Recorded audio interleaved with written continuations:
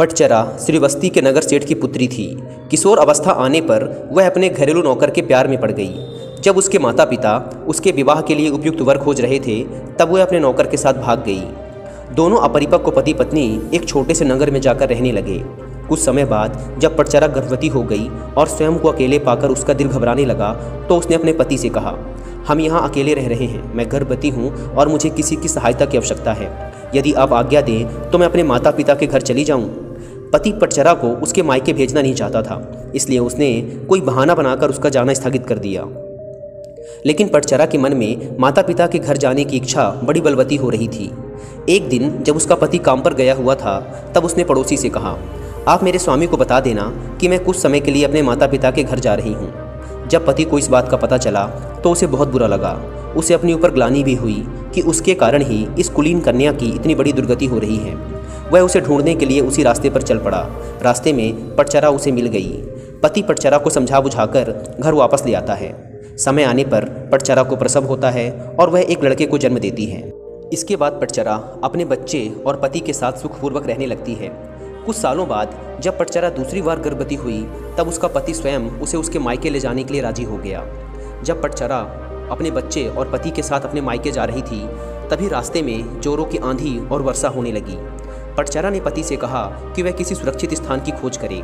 पति झाड़ियों से होकर गुजर रहा था, तभी उसे एक विषैले सांप ने काट दिया और तत्काल वह मृत्यु को प्राप्त हो गया। पटचरा अपने पति की प्रतीक्षा कर रही थी और ऐसे में ही उसे प्रसव हो गया और उसने फिर एक बच्चे को जन्म दिया। थोड़ी शक्ति जुटाकर उसने दोनों बच्चों को साथ लिया और अपने पति को खोजने निकल पड़ी। जब उसे पति मृत मिला तो वह फूट फूट कर रोने लगी और खुद को कोसने लगी कि मेरे कारण ही मेरे पति की मृत्यु हो गई। अब अपने माता पिता के सिवा उसका कोई न था। वह उनके नगर की ओर बढ़ चली। रास्ते में नदी पड़ती थी। उसने देखा कि दोनों बच्चों को साथ लेकर नदी पार करना कठिन था, इसलिए बड़े बच्चों को उसने एक किनारे पर बैठा दिया और दूसरे को छाती से चिपकाकर दूसरे किनारे की ओर बढ़ चली। वहां पहुंचकर उसने छोटे बच्चे को कपड़े में लपेटकर झाड़ियों में रख दिया और बड़े बच्चे को लेने के लिए वापस नदी में उतर गई। नदी पार करते समय उसकी आंखें छोटे बच्चे पर ही लगी हुई थी। उसने देखा कि एक बड़ा गिद्ध बच्चे पर झपट्टा मारकर उसे ले जाने की चेष्टा कर रहा है। वह चीखी चिल्लाई, लेकिन कुछ नहीं हुआ। वह गिद्ध उस बच्चे को उठा ले गया। दूसरे किनारे पर बैठे बच्चे ने जब अपनी माँ की चीख पुकार सुनी, तो उसे लगा कि उसकी माँ किसी संकट में है और उसे बुला रही है, और वह बिना कुछ सोचे समझे ही झटपट पानी में उतर गया। पर क्योंकि पानी धार बड़ी तेज थी, इसलिए वह पानी में बह गया। छोटे बच्चे को गिद्ध उड़ा ले गया, बड़ा नदी में बह गया। उसका छोटा सा परिवार पूरी तरह से नष्ट हो गया था। वह विलाप करती हुई और रोती बिलखती अपने पिता के घर की ओर बढ़ चली। लेकिन रास्ते में तभी उसे एक नगर का यात्री मिलता है, जिसने उसे बताया कि नगर सेठ का परिवार अर्थात उसके माता पिता और भाई बहन कुछ समय पहले घर में आग लग जाने के कारण मृत्यु को प्राप्त हो गए। यह सुनते ही पटचरा पर दुखों का पहाड़ टूट पड़ा। उसे तनमन की कोई सुध न रही। वह पागल होकर निर्वस्त्र घूमने लगी। उसके मुख पर बस यही शब्द रहते थे, पति मर गया, बड़ा बेटा डूब गया, छोटे को गिद्ध खा गया, माता पिता और भाई बहनों को चिता भी नसीब नहीं हुई। ऐसे ही विलाप करती निर्वस्त्र घूमती फिरती पटचरा को सभी अपमानित करते और यहाँ से वहाँ दाग कर भगा देते। उन्हीं दिनों जेतवन में भगवान बुद्ध ठहरे हुए थे। एक दिन भगवान बुद्ध जेतवन में धर्मोपदेश दे रहे थे। पटचरा अनायास ही वहाँ उस दिन पहुँच गई। उपस्थित लोगों ने कहा, अरे यह तो पागल है, इस स्त्री को तो यह भी नहीं पता कि इसने कुछ पहन नहीं रखा। अरे भगाओ इस पागल और नग्न स्त्री को यहाँ से।